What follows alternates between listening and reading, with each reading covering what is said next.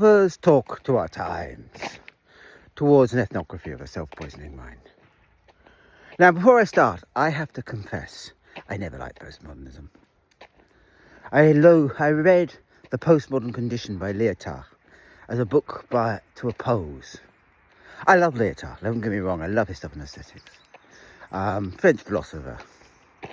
I'm not even sure when he died because he was never a major player for me, but the book Inhuman, if you want to have one lovely introduction to post-structuralist thought, I would read The Inhuman. And I've used the phrase I identify with. I always identified as a post-structuralist. Probably these days I'm a post-structuralist because it's a long time ago since post-structuralism. And that distinction really matters in the current world we live in. It's a very old-fashioned distinction. A distinction it feels now so long ago from my nursery. Certainly from Cambridge of the end of the 1980s. The post-modernity is caught up within different theories of identity. So this is about giving everybody a perfectly valid voice that we all need to listen to. Absolutely fine, you might say. And yeah, it's part of a decolonial struggle. Postmodernism is a very necessary part. Other voices matter. Other identities apart from the white, Western, male identity matter. And all voices are valid. All of that is wonderful, good post-modernity. On top of that, there's lashings of relativism.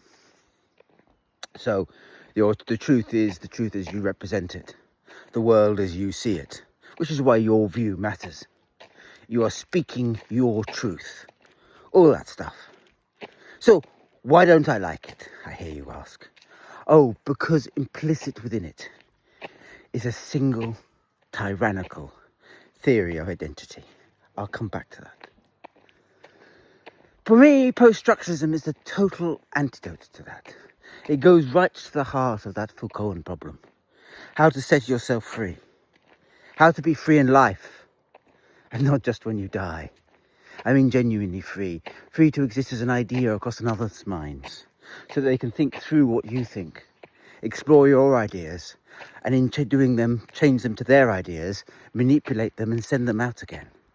It is the freedom of thought. The freedom not to exist in one body in any here or now. But to understand yourself as you truly are. That which gets taken up by others. For good or for ill. And used through them and by them. Right at its heart, post-structuralism took the radical decentering of structuralism. Oh God, that's a phrase. I hate phrases like that, if I'm honest with you. But what does that mean? That means you had conception not based on the subject, on the ego, or even on being, but rather rethought it in terms of what it could be in itself, beyond itself. So you understood not humanity, but rather the world beyond humanity. That's why Foucault will declare the end of man is in sight. He's thinking that structuralism is going to kill any notion of thought based on human identity. Poor naive. And for me, that is the critical for understanding where we are in the world. Humans have to lose sight of their own ego and understand themselves as the forest watches them. Understand themselves in that strange pagan power as the heat builds and they have affected it and are caught in it. We have to rethink our very notion of where we are, to pull it away from identity and the angsts of identity. A good post-structuralist will say all identity is always a shimmy. It's always negotiated. Who I am with my friends changes by those friends. It's always a construct, an evolving construct. And friendships come and go, not because you are authentically yourself. Oh, God, save me from such authenticism. No. It becomes because you enjoy being the person that you see reflected in the other's eyes. You enjoy how you are othering yourself through how they are thinking through you. Relationships are gossamer, dynamic, powerful. They evolve through time. My secret to not having a middle life crisis. I'm not trying to give you hints here. But I mean, you could say, well, we ran away to France at the age of 50, but that was just a continuation of something I've always been, which is that ability to endlessly rethrow who you are. Because if you can't do that, if you can't recreate what you are, you end up catching yourself in a bottle of identity. And then you truly are caught. And for my mind, are very likely to go utterly bonkers. So, if post-structuralism is the answer, why is post-modernity such a problem? Because post-modernity wants to still embrace identity. Yes, at a smaller micro level, have myriad identities, not have one perfect norm to which we all ought to conform.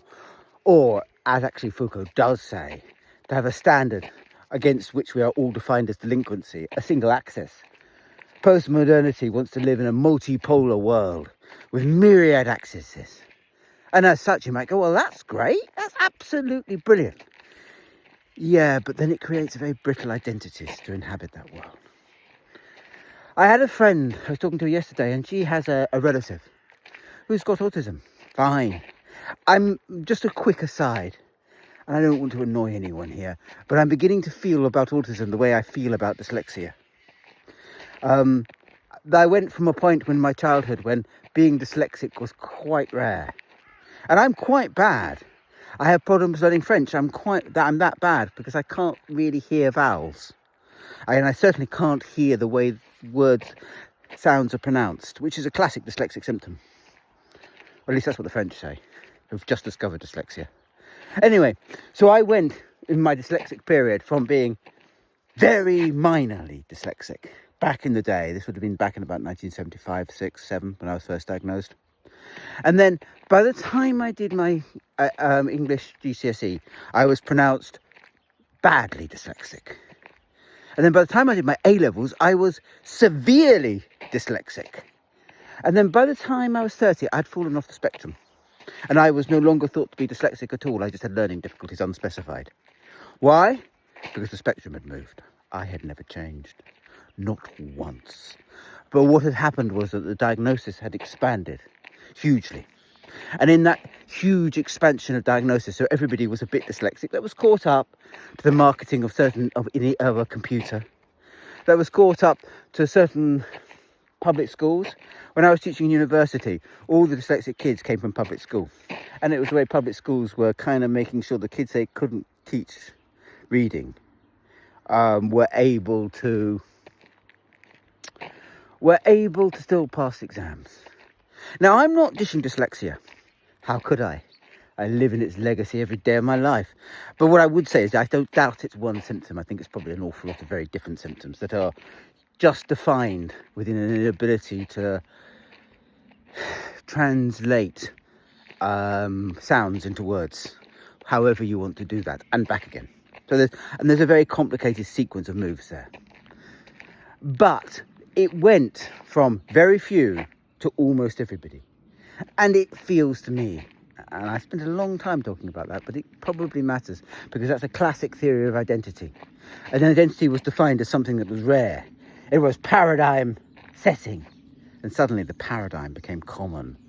And paradigms got broken all the time. And that certainly must be true for autism. It's reached everybody's autistic now. Everybody's on the spectrum phase. Which is a pity, because people who have real problems are likely to get neglected, or even just as happened with dyslexia, fall off the spectrum because they're no longer the main drive of interest. And why does this matter? Well, for me, the people I know who I would call autistic by culture, so that they are self-diagnosed and they might get a good diagnosis, but a lot of that is tied up to theories of identity. It's a worry about identity. So, to go back to the relative of a friend of mine, she said about a holiday, I couldn't be my real me. I had to mask all the time. Good little psychological word. And so my friend, who is psychologically subtle, said, what do you mean by masking? And so a relative said, I meant I couldn't be who I was. I had to reconstruct who I was by who they were. And that had me and my friend just boggling, because that is identity. Identity is not a fixed thing. The strangeness is not the masking. The strangeness is the demand for authenticity. To be somehow absolutely you. If I wanted a definition of something that I think is a-human, it is that demand to simply be this thing, this person, to have this identity. Now, I understand, in terms of combat pieces, why that is absolutely necessary in certain contexts, totally. You couldn't have a decolonial struggle. You couldn't have a terrorist organisation capable of an insurgency that's overthrowing a white hegemony without a theory of identity. Absolutely. Your problem is, the problem that all revolutionaries have is, when you've won the revolution, how do you disarm? And the problem with this revolution, of course, it hasn't yet been won. So I am aware of the problems here. But as a white male, 50-year-old, and so member of the, what do we call ourselves? I get it. I would jokingly call myself the ruling classes. I'm also posh. So there you go, member of the ruling classes. I would rather destroy the ruling classes from within than embrace a theory of identity that eventually becomes a poison in its own right, that becomes something that is terribly easy for the right to either dismiss or to ride.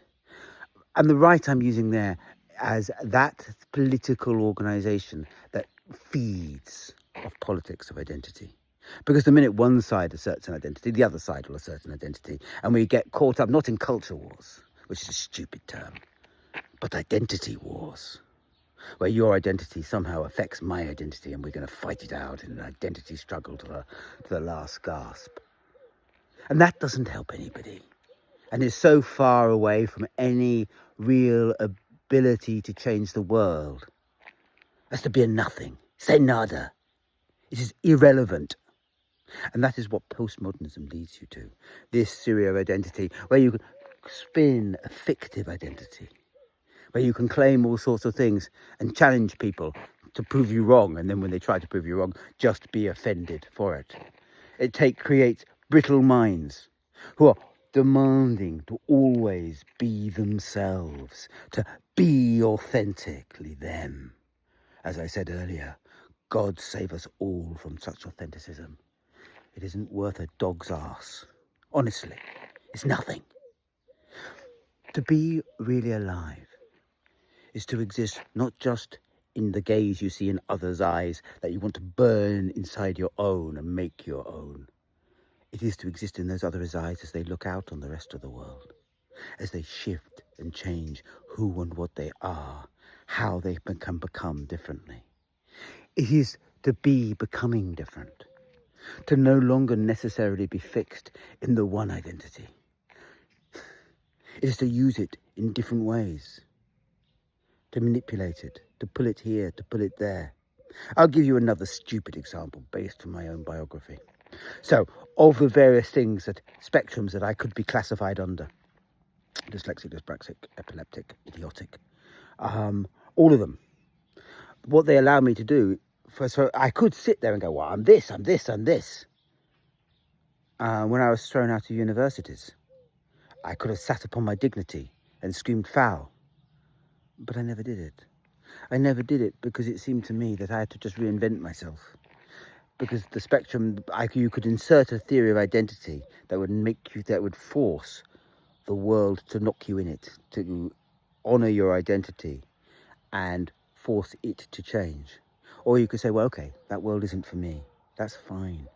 I'm more than capable of changing who I am to refound a different world. So I became a stand-up philosopher. I became a storyteller. I became a mask maker. I became a video editor. I did all those things that you could do, that nobody could stop you doing, with my range of peculiar features.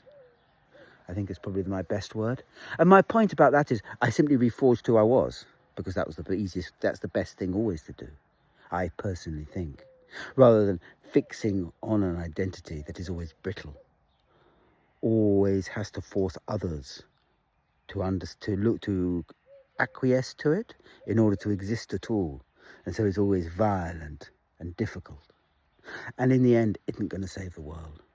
It's not going to stop us polluting the world just because we're asserting our identities. If you really want to do that, you've got to embrace a post-structuralist model of the mind and allow yourself to evolve, to change, to be a breath of air, a moment and an event, a way of changing the world that's not fixed in any here or now, any identity, but rather is free to float and to become different. Because in becoming different, you allow that difference to transform the world. And that, in the end, is what we need.